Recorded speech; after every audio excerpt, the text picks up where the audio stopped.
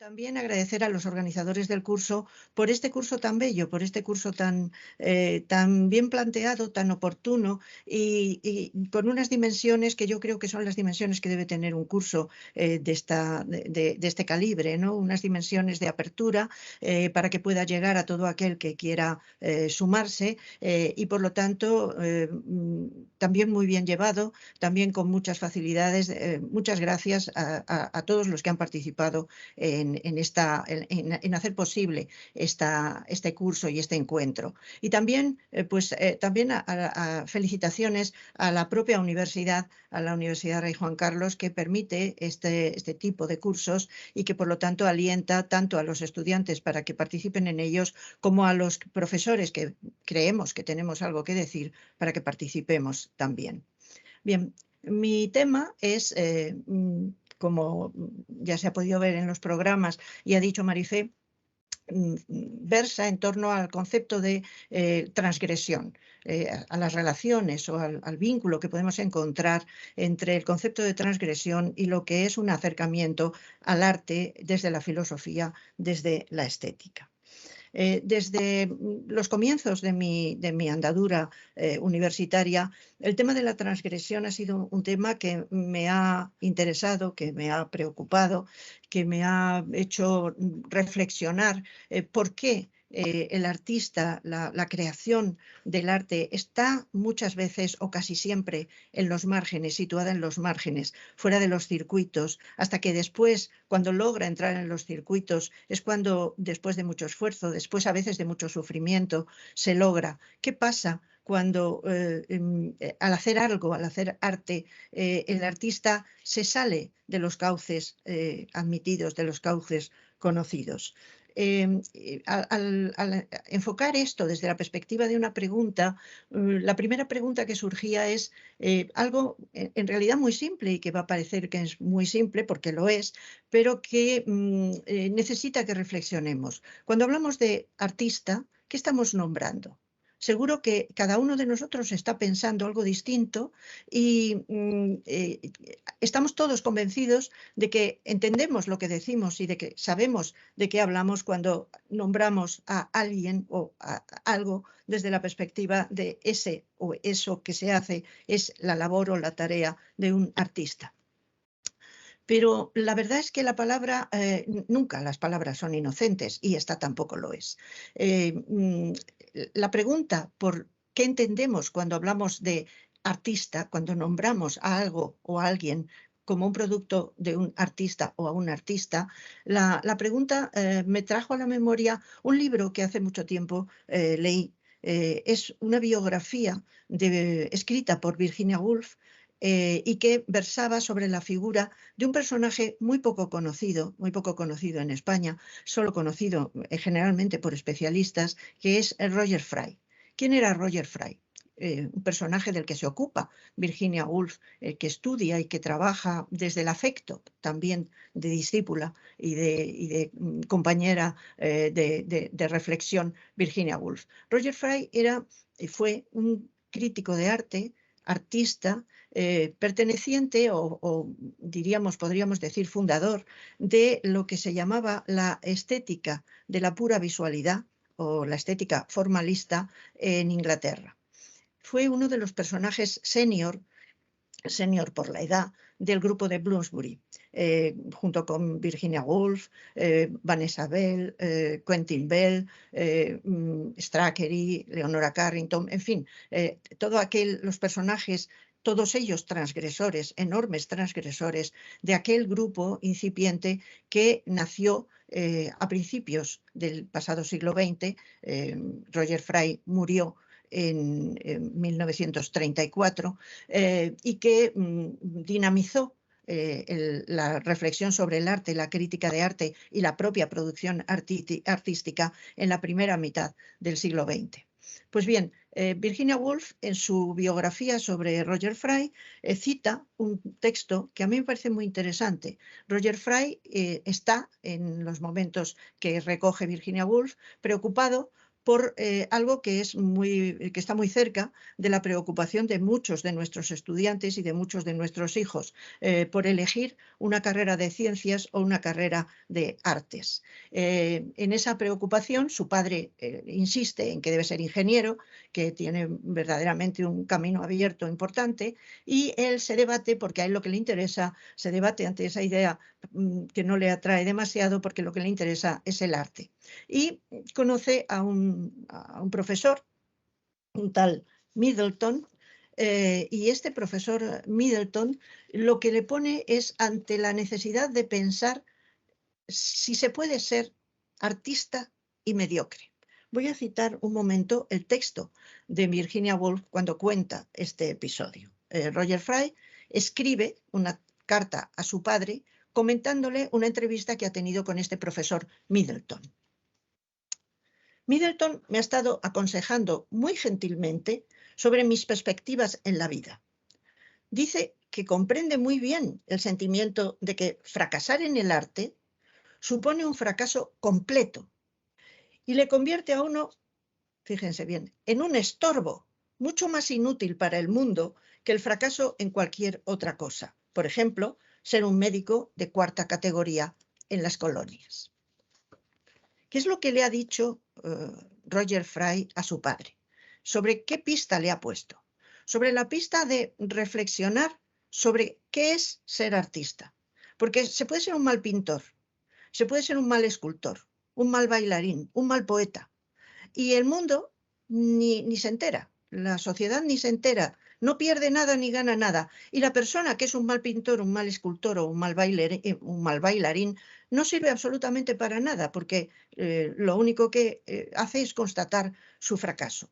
Pero cuando hablamos de un artista, no podemos pensar en que haya un artista mediocre, porque el alcance, la excelencia de lo que supone ser artista es algo rotundo. Se puede ser un mal médico y no pasa nada. Uno sigue pasando consulta, sigue cobrando a fin de mes, puede tener algún diagnóstico equivocado, es una lástima, pero se sigue siendo útil para la sociedad. Pero lo que Middleton, su profesor de Bellas Artes, le dice a Roger Fry es que en el momento en que se es artista, ya no se puede serlo a medias. En este sentido, y ya partiendo de la base de que ser artista es haber alcanzado unas cotas indudablemente irrefutables de excelencia, nos surge la idea de transgresión, entre otras muchas ideas que podemos plantearnos cuando nos planteamos el tema de qué es ser artista o qué significa ser artista. ¿Por qué muchos artistas viven en la marginalidad?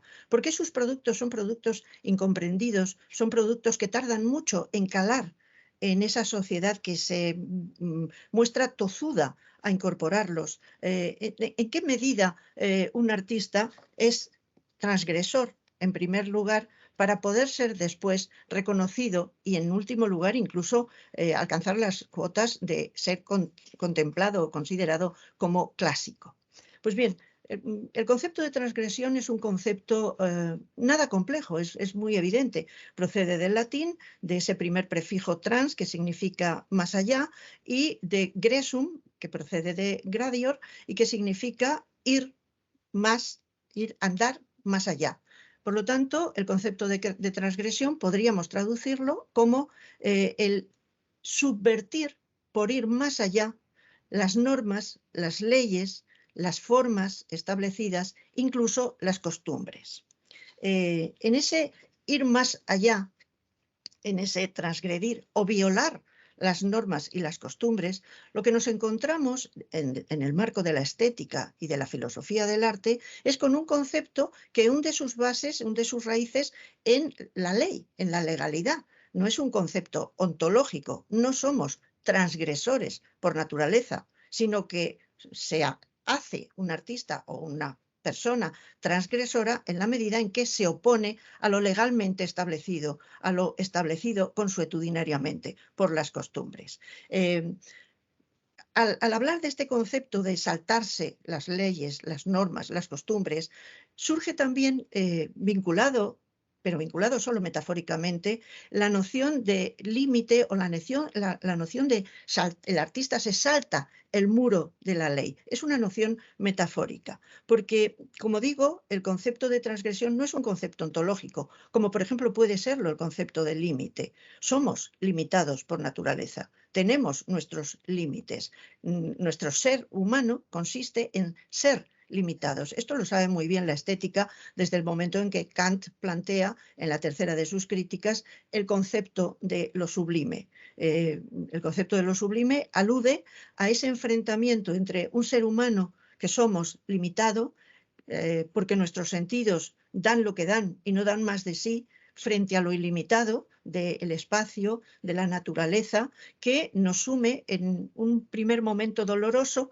porque constatamos que no podemos ver la enana marrón por mucho que los telescopios y que los avances de la ciencia nos permitan imaginarla, y no podemos ver las arenas infinitas del desierto, pero nos enfrentamos a eso que es ilimitado desde una perspectiva interna, desde una facultad que nos permite enfrentarnos a lo que está más allá de nuestros sentidos, a lo suprasensible. Y esa experiencia, primero dolorosa, se transforma en satisfactoria. Eso es lo que nos dice Kant.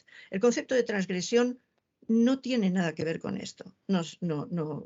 El concepto de lo sublime no es un concepto ni que se asiente sobre la ley, ni que implique ir más allá, ni oponerse a nada, ni enfrentarse a nada. El concepto de límite, el concepto de transgresión, sí. Y por lo tanto, el concepto de límite es ontológico. El concepto de transgresión es un concepto legal que, desde la perspectiva de la estética, alude a esa capacidad que puede tener el artista de, enfrentándose a unas formas, a unas leyes, a unas costumbres, saltárselas, violarlas, para hacer su propia obra.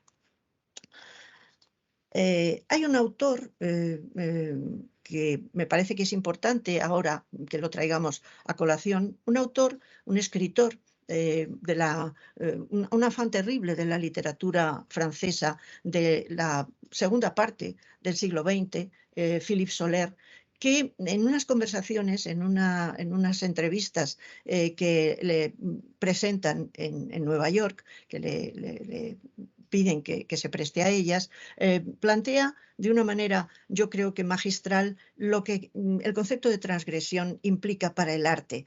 Él lo plantea para la literatura, pero yo creo que puede ser extensivo para el arte en general.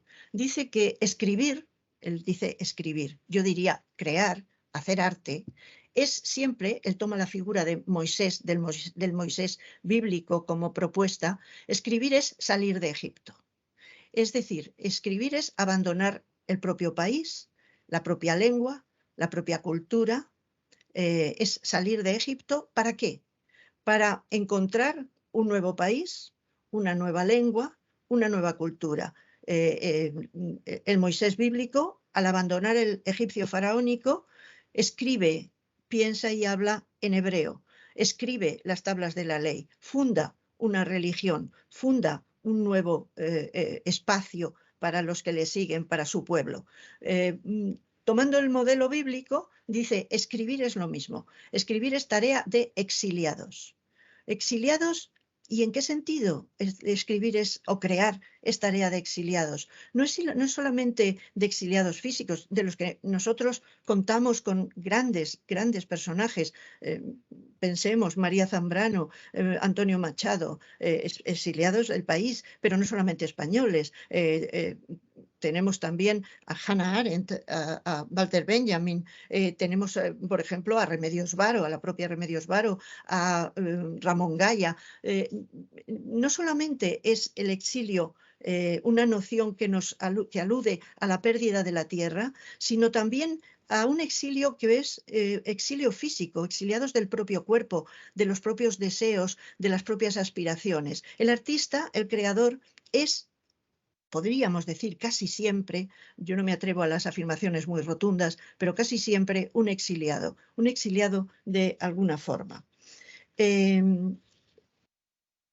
Claro, este concepto de transgresión nos pone, nos invita al pensarlo, nos invita a decir, bueno, sí, el artista es un transgresor, pero hay momentos históricos en que indudablemente la transgresión se pone en primera página, se pone en la esfera de lo cotidiano en unos momentos históricos y en otros no tanto, o no solo. Estoy pensando, por ejemplo, y seguramente todos hemos estado pensando durante estos breves momentos en los que llevo hablando, en las vanguardias. Es el momento, estaríamos tentados a pensar, claro, ¿qué pasa? El pasado siglo XX es el momento transgresivo por antonomasia. Viene Nietzsche, echa abajo todo lo que ha sido los pilares de la cultura occidental y aparecen entonces pues todos los nuevos movimientos artísticos y transgreden todas las normas, todas las leyes, surrealismos, fauvismos, impresionismos, cubismos, todo eso. Bien, si ahora mismo nos estuviera oyendo Ortega, gracias a Dios que no, porque con Ortega estaríamos todos pues, muy calladitos, pero si estuviera oyéndonos Ortega, diría que al pensar que solo las vanguardias han sido transgresivas en la historia del arte, estamos pensando como en un artículo que él escribe, un bellísimo artículo de 1914, como Adán en el paraíso. Porque los seres humanos estamos siempre tentados a pensar que antes no hubo nada y nosotros inauguramos una época, una reflexión, un pensamiento. Pues bien, para no pensar como Adán en el paraíso, tenemos que ser conscientes de que no solo las vanguardias son transgresivas, quizá el hecho de aparecer las vanguardias ha puesto más sobre el tapete el carácter transgresivo de la creación, el carácter transgresor del artista, pero no solo las vanguardias. Eso voy a intentar que lo veamos con la ilustración de las imágenes que he elegido. Y por último, en esta exposición teórica, que quiero dejar después, paso a la reflexión un poco más directa, más práctica, por último, un texto de Proust. Un texto de Proust, de Marcel Proust, de En busca del tiempo perdido, que siempre me llamó la atención, precisamente vinculado a este aspecto que yo quería reivindicar, de que el cambio, la oposición a lo que está hecho, el enfrentamiento para ofrecérselo a la sociedad del propio autor, es algo inherente a la propia tarea del artista. El texto de Proust dice así, es un texto breve y ya pasamos enseguida a las imágenes. Dice, el motivo de que una obra genial rara vez conquiste la admiración inmediata es que su autor es extraordinario y pocas personas se le parecen. Ha de ser su obra misma la que, fecundando los pocos espíritus capaces de comprenderla, los vaya haciendo crecer y multiplicarse. Y fíjense ustedes en el ejemplo que pone Proust. Los mismos cuartetos de Beethoven, los cuartetos 12, 13, 14 y 15, son los que han tardado 50 años en dar vida y número al público de los cuartetos de Beethoven, realizando de ese modo, como todas las grandes obras, un progreso, si no en el valor de los artistas, por lo menos en la sociedad espiritual en la que entran hoy ya muchos de esos elementos imposibles de encontrar cuando nació la obra, es decir, seres capaces de amarla. Es menester que la obra de arte cree ella misma la posteridad. Con esto, Proust lo que nos dice es que el arte es siempre creación de futuro. Uno de los fundamentos, de los fundamentales rasgos de la creación artística es que es prospectiva, es que siempre mira hacia el futuro, siempre abre puertas, siempre se enfrenta a lo que queda atrás, a lo que es clásico, no para despreciarlo o para destruirlo físicamente, sino para, creando formas nuevas, establecer un nuevo espacio. Y que el gusto no es algo ya constituido, sino que el gusto se forma. Es el artista el que educa a sus obras. Y recordemos los impresionistas y recordemos los comentarios de de las vanguardias, cuando los padres decían a los hijos, esto lo hace mejor mi hijo de 5 años. Bueno, claro, ¿por qué? Porque la transgresión es de tal calado que realmente la desestructuración, la ruptura con el pasado ha sido tan fuerte que es necesario que pasen generaciones, como nos pasa ahora, que cualquier sala de dentista nos tiene una imagen de las más virulentas representaciones cubistas o fobistas y nos sintamos absolutamente cómodos delante de esas imágenes. Bien, hasta aquí lo que podemos llamar teorizaciones. Pero vamos a ver ahora, yo he elegido 2 artistas, podrían haberse elegido muchísimas muy distintas, y probablemente 2 artistas que casi todos ustedes van a conocer y conocen pues muy bien, que son Remedios Varo y Louise Bourgeois. Después me saldré un poquito del catálogo, pero como digo, he elegido estas 2 artistas. Remedios Varo nace en 1908, muere ya pasado la primera mitad del siglo XX, en 1964, en el Distrito Federal. Para profundizar, yo no voy a hablar de la vida de estas autoras, porque muchos de ustedes las conocen muy bien, pero sí que les quiero remitir a 2 textos uno que ha salido muy recientemente, en el que ha participado Marifé Santiago, entre otros muchos personalidades verdaderamente relevantes, y que ha sido publicado por el Ministerio de Presidencia y de Relaciones con las Cortes y Memoria Histórica, y que lleva por título Mujeres en el exilio republicano. Bueno, pues ahí hay un capítulo de María José González Madrid, espléndido capítulo sobre Remedios Varo, al que se puede acudir y además que está disponible por reciente. El otro texto es un texto de Judith Uzcategui Araujo, titulado El imaginario de la casa en 5 artistas contemporáneas: Remedios Varo, Louise Bourgeois, Marjetica Potrek, Doris Salcedo y Siria Reyes, que fue una tesis doctoral que publicó la editorial Entelequia y que yo prologué, y que me parece verdaderamente un estudio sobre las formas artísticas de estas 5 autoras desde un feminismo absolutamente cualificado, responsable y verdaderamente orientador. Bien, pues entonces, querida Liuba, vamos a empezar con estas representaciones. Y sí, esta es una imagen probablemente bastante conocida de Remedios Varo. Me interesaba mucho tenerla presente porque cómo se puede ver a esta mujer, a esta artista, desde mi punto de vista, y yo creo que estaremos todos de acuerdo, es una mujer bella, es una mujer moderna, una mujer de aspecto agradable. Podemos pasar a la siguiente, Liuba, que es también una fotografía.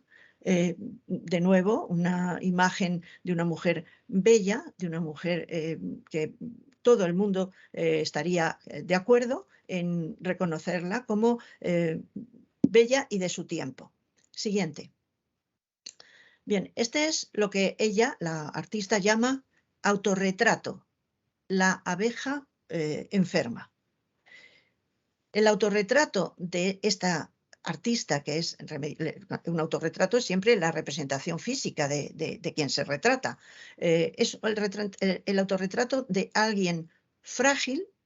Al ser una abeja, se supone que laborioso, se supone que productor de miel, de cera, pero al mismo tiempo con un cuerpo verdaderamente del que no se siente para nada satisfecha. Es la impresión que da, es un dibujo a lápiz y es un dibujo de 1959. Siguiente. He traído a colación aquí estas imágenes, habría muchas más, para mostrar lo que yo creo que es el exilio el rechazo y seguido de la transgresión de la relación de Remedios Varo con su cuerpo. El cuadro este se denomina, la obra, La creación de las aves. Hay 2 cosas que me parecen muy importantes, muy interesantes en el cuadro. En primer lugar, el cuerpo. la creación de las aves se lleva a cabo por una mujer pájaro, una mujer cuyo cuerpo es un cuerpo de plumas, cuyos ojos son los ojos de un ave, generalmente ave nocturna, una mujer que produce pájaros, produce a partir de huevos, a partir de trayectos alambicados de esos huevos, pero el carácter femenino ha desaparecido. Suponemos que ese cuerpo es un cuerpo de mujer, no tenemos ningún dato más que la apariencia. Y una cosa más que me parece muy interesante, y es el hecho de que con ello Remedios Varo parece que está diciendo no se puede crear aquello que no se es. La obra sale de la propia condición, física. La obra es parte, como el hijo, parte, diríamos, de genética de la propia obra. Hay que ser mujer pájaro para crear pájaros. Hay que ser mujer pájaro para que a partir de esos huevos que la mujer pájaro pone puedan salir esos pájaros de bellísimos colores que la artista está pintando. No se puede, por lo tanto, ser artista sin que la obra forme parte de nosotros mismos, sin que nosotros mismos nos transmutemos en la obra. Siguiente. Esta es la primera pieza de un tríptico. La primera pieza se llama la salida hacia la torre. Es de 1960, la anterior era de 1958, y lo que aquí nos llama la atención es de nuevo también la relación con el cuerpo.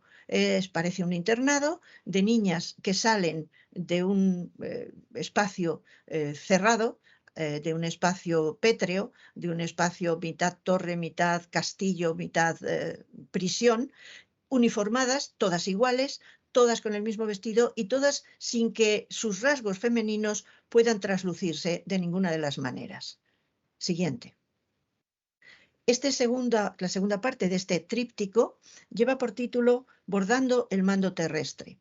Esas mujeres, niñas, todas uniformadas, todas iguales, todas implacablemente vestidas con ropajes que no dejen para nada traslucir su feminidad, son las responsables, a pesar de estar encerradas, a pesar de estar recluidas, de tejer el manto de la tierra. Son las que crean el mundo exterior. De nuevo, la relación con el cuerpo y también con esa figura que parece que vigila o que orienta o que no sabemos muy bien qué función tiene. De nuevo, la relación con el cuerpo en todas las figuras es una relación cuando menos problemática. Siguiente.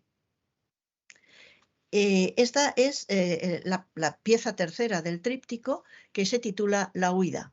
En este caso, en una especie de huida onírica, se huye en un paraguas o en una sombrilla, Remedios Varo expresa lo que fue esa huida suya a través del matrimonio, de la claustrofobia, diríamos, del encerramiento que la mujer de su momento experimentaba. Un matrimonio después fallido, que después sería Remedios Varo pasó por distintas parejas y por compartir la vida con distintos personajes, artísticos o no, pero de nuevo la ropa lo que hace es más vendar el cuerpo, envolver el cuerpo, que ayudar a que el cuerpo pueda mantenerse como femenino. Aunque en este caso, como la alusión es una alusión a un emparejamiento, a un matrimonio y al matrimonio como huida, como salida, como pérdida, tenemos la posibilidad de ver algún rasgo del cuerpo femenino. Siguiente. Aquí lo que tenemos es un título gracioso. El humor de Remedios Varo es muy, muy persistente. Mujer saliendo del psicoanalista. Es un óleo de 1961 y en la puerta, en esa plaquita de la puerta, ustedes tienen que tener fe en mí y creerme porque no se ve muy bien, pero en esa plaquita que vemos en la puerta hay 3 iniciales, FJA. Que se han interpretado como Freud, Jung, Adler. esa mujer que sale del psicoanalista lleva en la mano una cabeza que va a arrojar a un pozo, que va a arrojar de manera inmisericordia a un pozo.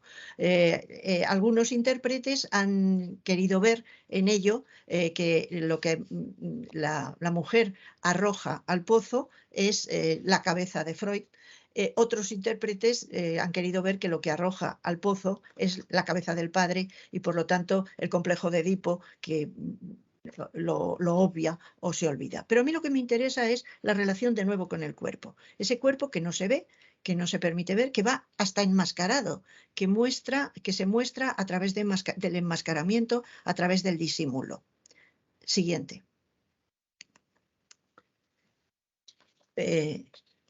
No, esta no es que yo sepa la siguiente. La siguiente es visita al cirujano plástico. Exacto.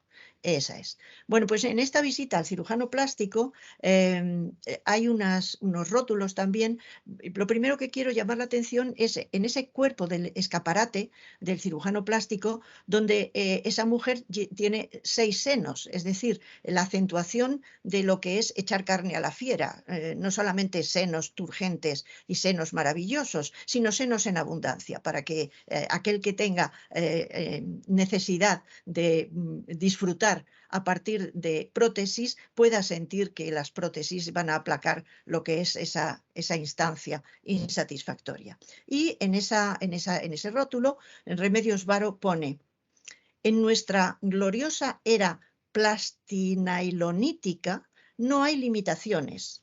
Osadía, buen gusto, elegancia, turgencia es nuestro lema.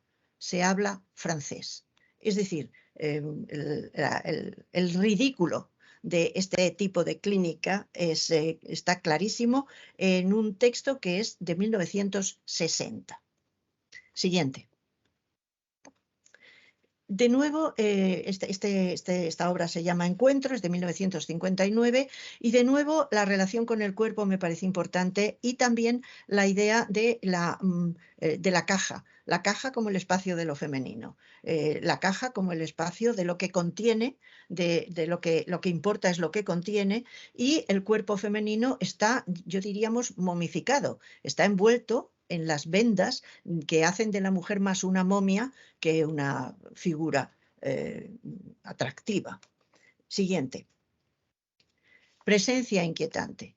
De nuevo, el cuerpo en este caso es una bata holgada, pero lo que tenemos detrás es una figura. Esa mujer está escribiendo, creando, suponemos, pero la presencia inquietante es esa presencia masculina que le hace burla, que le saca la lengua, que no la valora, que supone siempre el desafío, que supone siempre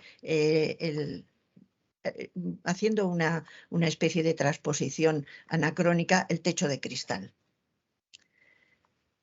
Siguiente.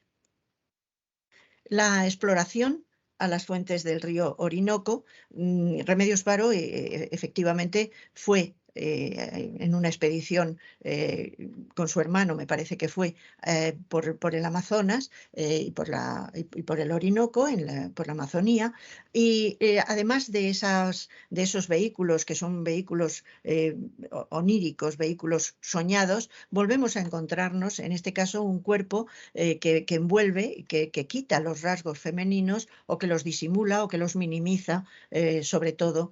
Y para terminar, la imagen final de Remedios Varo, siguiente, es esta taller pour dames, el sitio del sastre o de la modista, donde los vestidos de las mujeres ni son de época, son imágenes de mujeres encapsuladas, convertidas prácticamente en alguien que tiene que ir dentro de un caparazón para que ese caparazón oculte o para que ese caparazón disimule lo que no se quiere ver, lo que no se debe ver o lo que no se puede ver porque no se resiste ante el enfrentamiento con los demás. Hasta aquí Remedios Varo. Siguiente. La otra autora de la que quería que nos ocupásemos un momento es Louise Bourgeois. Aquí es una fotografía de Louise Bourgeois ya anciana, una fotografía llena de vida, llena con esos ojos vivaces a pesar de la edad, y de una mujer que, según cuentan las biografías y según ella misma contó, padeció desde su infancia el trauma de vivir en una casa con un padre absolutamente despótico, un patriarca completamente egoísta, que engañaba a la madre con la institutriz inglesa que cuidaba a los hijos, mientras la madre miraba para otro lado y no quería enterarse. De ese trauma infantil, Louise saca toda la fuerza creativa para plasmarlo en imágenes. Siguiente. Y una de las imágenes fundamentales es la araña. La araña que como símbolo es una imagen ambigua, porque la araña es, de la misma manera que hemos visto antes la abeja en Remedios Varo, la araña puede ser la tejedora, la que crea maravillosas telas con sola su capacidad de tejer, pero al mismo tiempo esas telas maravillosas que cuando se llenan de rocío nos dejan verdaderamente fascinados por su belleza, son telas que están creadas y pensadas para cazar a las víctimas, para devorarlas, y por lo tanto esa belleza y esa laboriosidad tienen también su lado oscuro, su lado terrible. La araña pasa a ser un símbolo siguiente, sí, un símbolo ya distribuido a lo largo de muchos de los museos más importantes del mundo, en el que la araña, estas arañas gigantes, adquieren ya un nombre. Ya no es simplemente una araña, sino que la araña se llama mamá. Esta araña estamos en la fachada del Museo de Bellas Artes de Ottawa. Siguiente. Pero tenemos aquí la araña ante el Guggenheim de Bilbao. Mamá es, por lo tanto, la representación simbólica de esa madre tejedora, de ese carácter femenino, tejedor, productivo, bello, que crea belleza, pero al mismo tiempo que es amenaza, que es terror y que es muerte en cierta medida. Siguiente. Otra de las manifestaciones artísticas de Louise Bourgeois, en la que insiste continuadamente, es la mujer casa. La mujer casa, yo he elegido aquí, habría muchísimas representaciones de la mujer casa que por lo general se representa con que la casa ocupa la parte que va de la cintura para arriba, es decir, la parte que podríamos llamar racional, y que la parte de cintura para abajo, con sus connotaciones sexuales, es la parte que se le deja a la mujer. O sea, la imagen que de la mujer quiere denunciar, quiere transgredir Louise Bourgeois, es la imagen de esa mujer que o se ve reducida no a pensar, sino simplemente a ser la reina del hogar, o que es la que produce la satisfacción del macho, la que produce sexualmente el agrado y, por lo tanto, la consecución de una vida en pareja productora de hijos y productora de sexualidad. Siguiente. Una de las insistencias del arte de Louise Bourgeois son los habitáculos cerrados. Habitáculos cerrados que son siempre habitaciones, pero habitaciones que pueden ser muy bellas. En este caso, esas puertas lo que indican es el sin salida, las puertas están cerradas, y aunque lo que hay dentro de la casa pueda ser o no bello, lo que está muy claro es que de esa casa, de ese habitáculo, de ese espacio, no se puede salir, o se sale con muchas dificultades. Siguiente. Es lo que ella llama células, o celdas o células. El recorrido de esta celda, el recorrido es un recorrido como podría ser el recorrido por las habitaciones de una casa en la que se entra, en la que hay un pasillo, en la que puede haber muebles agradables, cuadros, tapices. Una de las cosas que me parece que no he comentado es que el padre y la madre tenían de Louis Bourgeois tenían unas hilaturas, un trabajo donde arreglaban tapices, restauraban tapices y creaban también tapicerías, vendían tapicerías. Con lo cual la imagen de la araña es por una parte también la imagen de esa familia, de ese núcleo familiar tejedor y al mismo tiempo amenazador. Y la amenaza no está fuera, el miedo, el horror no está fuera, sino que está dentro. La celda, célula, espacio cerrado, es el espacio al mismo tiempo del ambiente familiar, de la familia y al mismo tiempo del encapsulamiento de la cárcel. Fíjense ustedes que en las células lo que nos encontramos son rejas, o sea, son enrejados. Siguiente. Este es una autora, Rose, ¿cómo se llama? Bonheur. Tenemos una representación que está en el Museo del Prado. Esta mujer pinta animales y paisajes. Es el momento en el que están haciendo el impresionismo, en el que están haciendo las vanguardias. Siguiente. Y aquí lo que tenemos es a Clarice de Baviera, del siglo XIII, y lo encantador de esto es esa mujer que está columpiándose con toda tranquilidad y con toda felicidad, y que al iluminar un salterio y en un espacio que es el convento tan cerrado y tan absolutamente inaceptable para la joven Clarice como es el convento, ella dibuja cuando nadie le deja dibujar y se dibuja ella misma feliz columpiándose en la letra Q, en el rabito de la letra Q. Nada más. Muchas gracias a todos.